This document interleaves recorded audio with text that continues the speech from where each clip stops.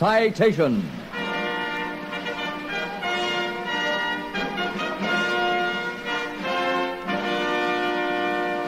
Presenting authentic stories of heroism and gallantry taken from the histories of war.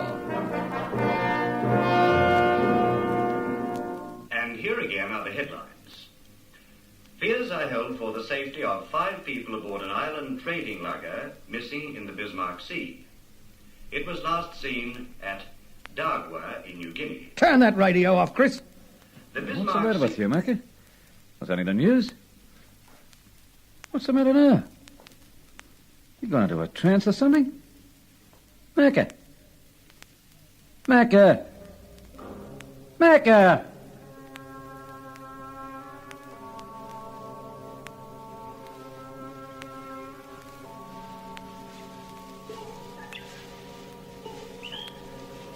Here comes a Jap.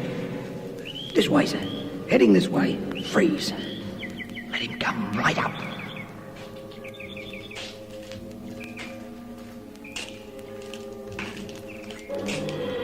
Let him go! Got him. Walked right into our ambush. Yeah, dinkum, Mr. Chown. You had me worried there for a moment.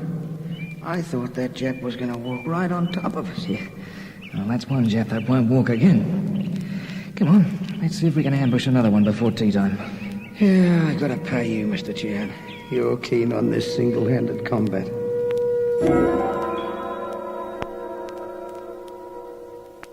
Wake up, Macca. What are you daydreaming about? What's that? Oh, I reckon I was daydreaming a bit. With the mention of the Bismarck Sea on that radio news and of Dagwa, reminded me of the war days. Did it ever? You had a look on your face like you was ready to take on the whole Jap army on your own. Did I? Probably because I was remembering one of our 6 Divi officers who was ready to take on the whole Jap army. In fact, he tried to. Bloke from Rose Bay in Sydney. Bert was his name. Bert Chown. Game as they come.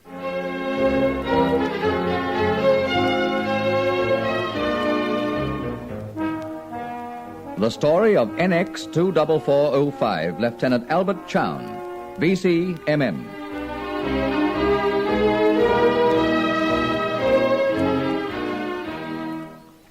We had a lot of game men in the 2nd Battalion, but I'd say that Bert Chown was the gamest of them all. Him and his platoon. 8 platoon in A Company, sort of carried on a separate war on their own. There was jokers like Sid Chambers, Sergeant Austin, Cable, Conway, McClelland and others. Saw a lot of the war, they did.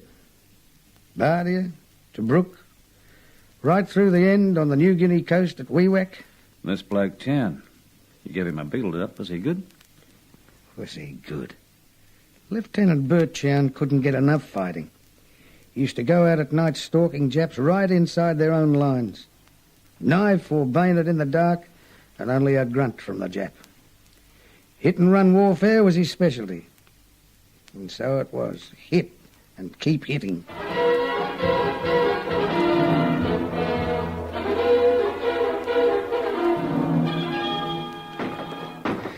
Japs have got fixed defences ahead, sir. You reckon, Macca?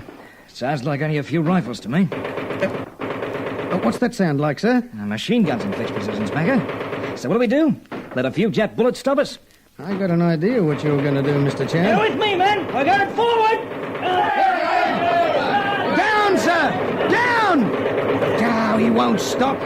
He's heading straight for that Jap machine gun. Going at him, straight at him. Like a front row forward, he's into him. Oh, in amongst them.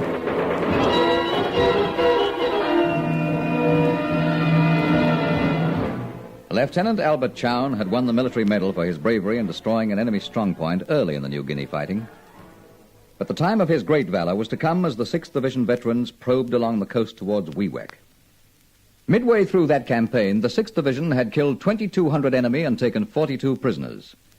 Continually, headquarters were receiving messages from natives, warning that the Japanese were building strong troop concentrations ahead and putting down well-defended positions.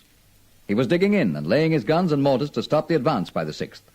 The soggy swamp lowlands and the jungle-covered hill features were ideal for the war the enemy planned to fight. And as the war was running to an end, the enemy was ready to fight fanatically to that end.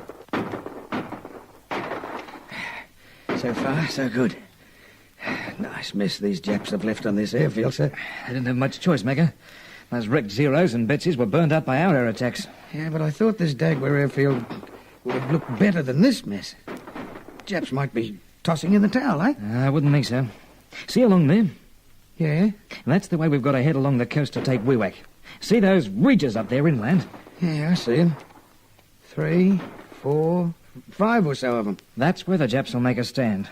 They'll be on the flank of the division as we go forward. And you know what that means, Mecca? I can guess. A good mauling at least from their mortars and artillery. Phew, looks like a sticky old road to Wewak.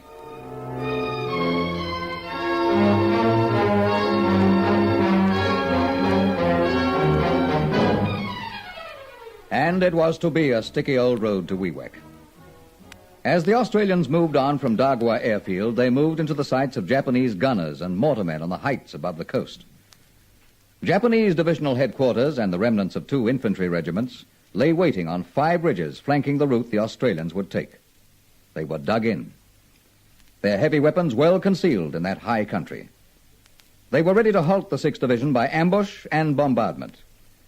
So a platoon of the 2nd Battalion moved off the airfield and onto the hill slopes leading to the enemy positions that had to be destroyed before the advance in New Guinea could continue.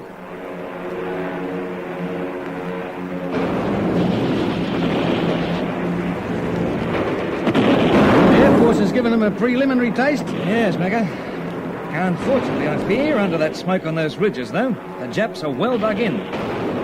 When we get there, we'll find the little yellow men as large as life and full of fight. Bombs, rockets, and shells regardless. Yeah, gets me how they manage it. Nothing mysterious about it, Mecca. You just look at that jungle ahead. It's a wall of tropical growth. Vines, rotting timber. Yeah, it's good cover in air or artillery attack. Yeah, and extra good for ambush. As we'll no doubt soon find out.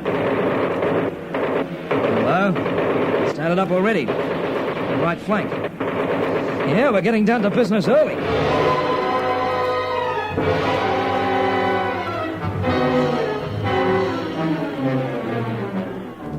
So A Company soon made contact with the enemy. The enemy machine gun fire came from the jungle cover on the slopes ahead. On ground chosen by the enemy, A Company was ordered to attack.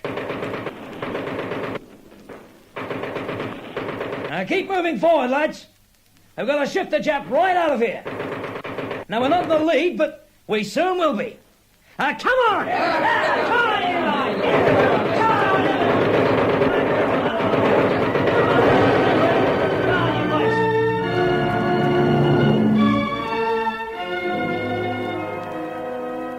And as that leading platoon of A Company moved up the steep jungle-covered rise, more Japanese fire swept down on them. Machine gun fire cut into their ranks as they went forward. The first Australian fell dead. 9 others went down wounded.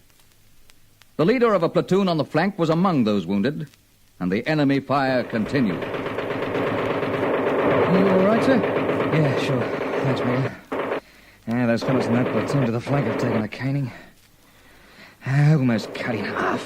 Damn, those Jap machine guns are still raking them. They'll all go unless we do something. What can we do? The Japs have every approach covered. I'll show you what we can do. Get down, sir! Get down!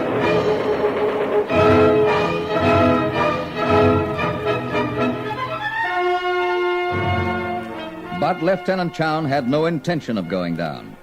Without waiting for orders, he took action, rose and ran up the slope towards the ridge held so strongly by the enemy, up the steep and narrow track that led to the Japanese defensive positions, and as he ran, he pulled the pins from his hand grenades.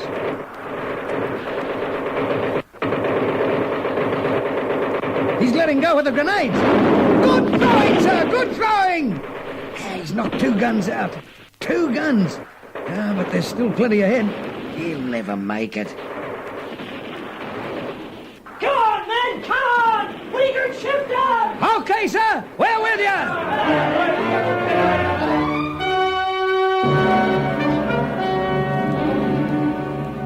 Single-handed with grenades, Lieutenant Chown assaulted the forward defensive positions, knocking out 2 light machine guns. Then he called the men of his platoon up, while he swung his submachine gun onto his hip and went on against the stronger positions. We're with you, sir! Oh, look! Oh, he's gone mad with that sub. Firing it from the hip as he goes forward. Mad! Fighting mad!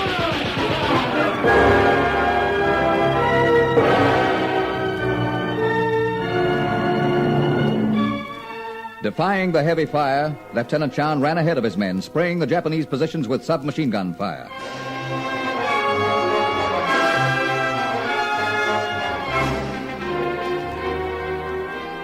Hit twice in the chest, Lieutenant Chown ran forward for 50 yards in the face of that enemy rifle and machine gun fire. The citation for his Victoria Cross says, "In this act of most conspicuous bravery, Lieutenant Chown sacrificed his life. His brilliant leadership and great devotion to duty resulted in the capture of a strongly held enemy position. The success of the company's action was thereby ensured, and the way prepared for the advance of the 6th Division on Wewak."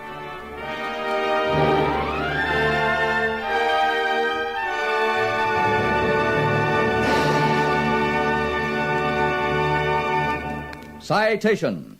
These stories are authentic. The program is produced at AWA by Donald Crosby for Army Public Relations.